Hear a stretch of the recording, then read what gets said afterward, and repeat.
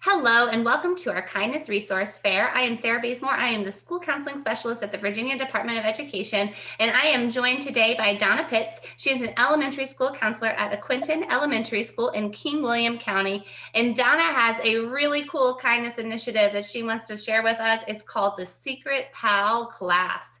And so I am very intrigued, Donna. I'm going to let you take it away and tell us about this.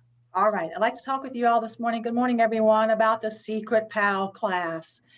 In January every year, Quentin Elementary School always focuses on kindness. It's Kindness Month. It's the Great Kindness Challenge Month. We always get the certificate. It's just we always just make sure that whatever character word or character trait we're working on for the year, that January is always the focus of kindness. So the initiative is that every teacher in the school, every general education teacher in the school, and this is a 3rd through 5th grade elementary school, so it's super cool, reaches in a hat and pulls out another teacher's name. What I love about it is it's cross grade level, so it's not just 3rd grade teachers drawing 3rd grade names and 4th grade. It makes the teachers kind of mix themselves up a little bit too. So once you draw your name, the teacher and the class has to keep it a secret for the entire month. Now, in some cases, the 3rd grade teachers decided that they would actually keep it a secret from their 3rd grade students because they're 8 years old and 8-year-olds can't really keep secrets. So they would be doing secret things for a class all month, and the 3rd graders would actually find out who the class was at the end, along with when the teacher decided to share that with them. So after the teacher draws the name, the requirement was that at least once a week, and hopefully twice, your class would do something kind for your secret class, just to make them, feel better and feel positive, and just to give them some prompts for the month of January.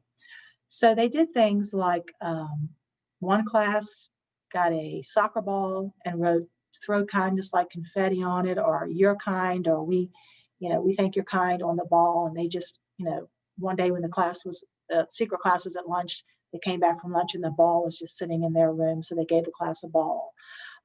Sometimes teachers would do things like have their kids write kind notes to the other class, and then have somebody sneak down to the class during recess or resource, and when the kids came back, they'd all have kind notes on their desk.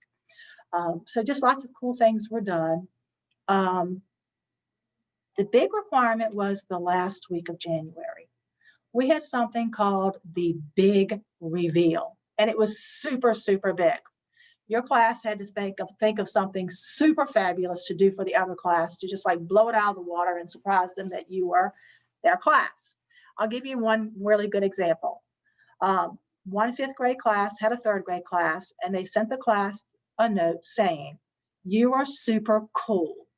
Meet us outside at 10:30 and we'll have recess together." So when the 3rd grade class went outside, the 5th grade class that thought they were super cool actually had popsicles for the other class. So they all set out, introduced themselves, and met up that way. And then they took it on into February, that particular class. They paired up with a 5th grader, paired up with a 3rd grader, and then they read to each other, and sent notes to just one child during the month of February.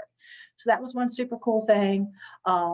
One 5th grade class wrote a song to a 3rd grade class. And so when the teacher said to the 3rd grade teacher said to the class, "We're going to go watch a science video," actually, it was another class singing them a song. One class made T-shirts and wrote, "You're the kindest class ever," and did a T-shirt thing for the other class.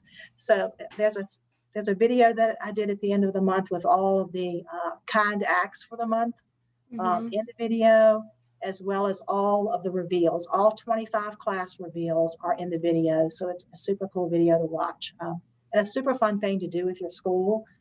The kids were excited, the teachers were excited. At first, it was a little difficult. They really didn't know what to do, but they caught on quickly, and were excited to be able to do it again this year.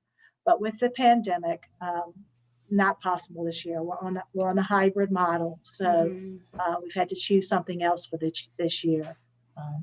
But I'm sure it'll be something that the kids are looking forward to when we are able to return to normal. That's such a unique idea, and such an exciting one. And I love that it gives that's building community in the classroom, but then also the fact that it's classroom to classroom also just connects kids that maybe otherwise wouldn't be able to connect with one another. It's such a cool thing. And like you said, there was simple things they could do, like leaving notes, to the larger ones where it was a popsicle party, which is just fantastic. And I'm sure Yeah. kids got incredibly creative and enjoyed that chance to come up with ways as a group that they could be kind.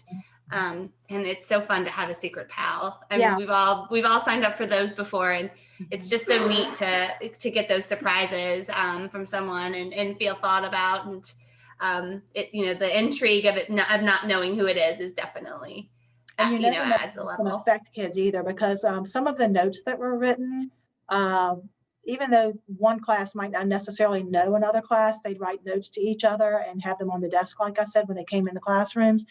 You'd see several weeks down the line that a kid would actually have that little note still stuffed in their backpack or in their back pocket, that they were carrying around this little note that some other kid wrote to them. And that was just super sweet to see that they kept that little note of encouragement. So Yeah, they cherish those things. they did. One question I have, because and I hate to be negative right now, but we know that there's always going to be a concern with when you're incorporating teachers into an initiative of, I don't have time for this. And how did you address or encourage teachers to participate and to really grab onto this? Well, honestly, here it's not an option because, it used to be before the 80-20, well, we've always supposed to be 80-20, but sometimes it didn't always happen. When the new administration came on board last year, my new principal, she made it a priority to make sure that I was getting back to doing some things that really needed to be done in this school. Before last year, I was the testing coordinator, I was stat, I was IEP eligibility. I was everything but a guidance counselor or a school counselor. And when she came in, we sat down and had a hard conversation about really what needed to be done. And she pulled back everything off of my plate. The only thing I have right now, I do register students for school and I do the master schedule and put the kids in the classes. But other than that, I'm focused on character education and guidance.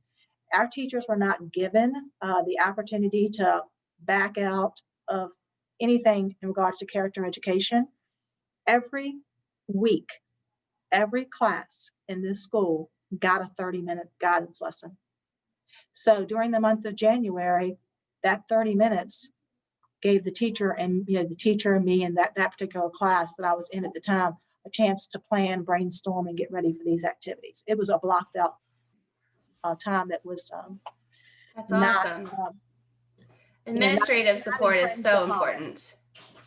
Yeah, and it sounds like because you were able to be so involved in it, that really allowed for teachers to feel supported and more likely to engage in it because they knew that you were doing so much to support them in that effort. So that's great to hear, and I'm so glad to hear that you have an administration that is so supportive and prioritize student emotional learning.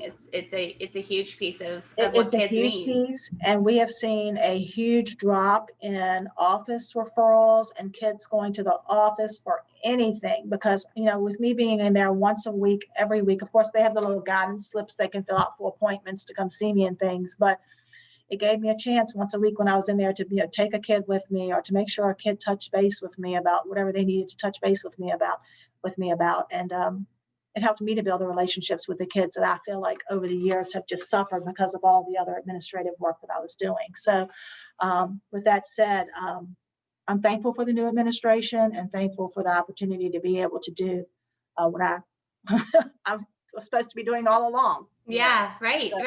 I love it when we're able to show how school counselors being able to do our work and do our job actually impacts the work of the administration in a positive way, because I'm sure that because there's not a lot of office referrals anymore because of the initiatives that you've started at your school, that your principal has been freed up to do the things that I'm sure she would much rather be doing than dealing with office referrals. We were data-based as well because we took data from the other years and showed the amount of discipline that was going to the office and really what the discipline looked like. And I know we have different sets of kids going through and we send up some to another school, but all in all, looking at things through the years, the discipline just really improved. I mean, there just really isn't any.